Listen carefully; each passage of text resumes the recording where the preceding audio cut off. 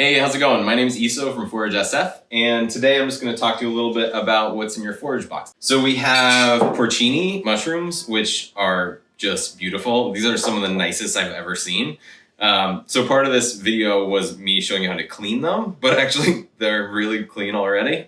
So I'll go through a little bit how to prepare them, how to clean them, but these are amazing already. The next thing you have in here are these Fiddleheads, which are just great. And these are pretty clean too, actually. Really nice flavor, look really, really fresh. I'm really excited about these. Right here, we have these wild onions, which are really one of my favorite greens. You can think of them a lot like scallions, just kind of like wild scallions. The bulbs are really good, just used in a dish, in a recipe like, you'd use a scallion.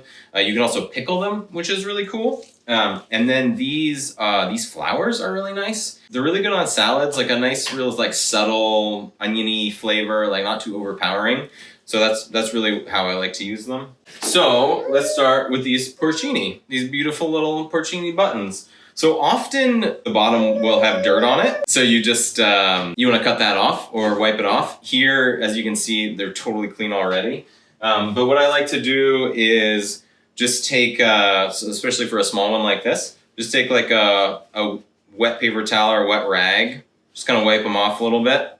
That's totally fine. If you want to, you can wash them under water. Kind of common misconception is that you can't wash wild mushrooms, but it actually doesn't really hurt them. It's just important after to dry saute them because they will suck up a lot of moisture. So these little guys, if you're not going to cook them right away, it's really good to slice them and store them in the fridge because you can have little critters in them sometimes. These do grow in the wild, so no one's putting pesticides on them. That's what's great about them. But the kind of the balance there is sometimes you got to watch out for that. So a way to guard against that is to process them as soon as you get them. So you just want to slice them into little 1/8 inch slices, just little guys like this, and then just put them on a sheet tray. And what you'll do is put those just in the coldest part of your fridge. They can go on a sheet tray, they can go in a paper bag. You never want to put wild mushrooms in a plastic because it'll just make them rot super quick, which is just no fun. You have these beautiful mushrooms and then you go in and they're bad. It's super frustrating. So yeah, you just want to cut those up. Put those on there, and then you're kind of good to go on the porcinis. The next step is these wild onions. So again, really think of them like scallions. They're really, really similar.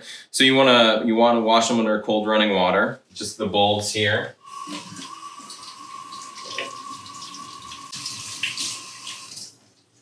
Just kind of get all the dirt off there.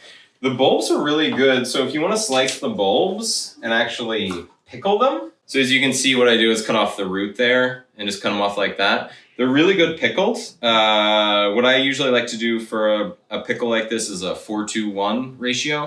So 4 parts water, 2 parts vinegar, 1 part sugar. And just boil that mixture and pour it over the raw vegetable.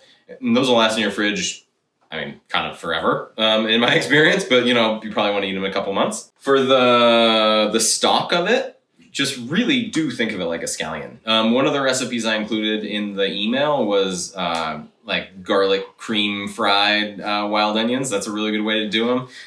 You really, really taste the flavor in that. It doesn't get lost, which is really nice. These guys are really beautiful and you shouldn't waste them.